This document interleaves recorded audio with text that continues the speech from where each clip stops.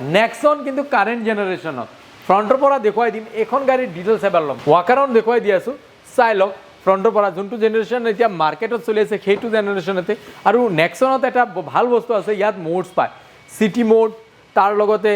eco mode আৰু ইয়াত এটা বস্তু আপোনালোকে চাব পাৰে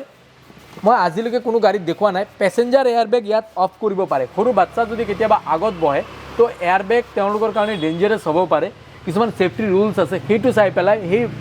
বাচ্চাৰ হিচাপত ইয়াত এয়াৰবেগ অফ কৰিব পাৰিব আপোনালোকে তো যদি জানা নাই এতিয়ালৈকে লাইক শ্বেয়াৰ কৰে কমেণ্ট কৰি দিব আৰু ইয়াত চাওক মোডছ আছে eco mode sport mode city mode তো নিজৰ হিচাপত মোডছ লগাব পাৰে আৰু লগতে নতুন ষ্টিয়াৰিং হুইল যোনটো টাটাত বৰ্তমান আহে সেইটো ষ্টিয়াৰিং হুইল লগোৱা আছে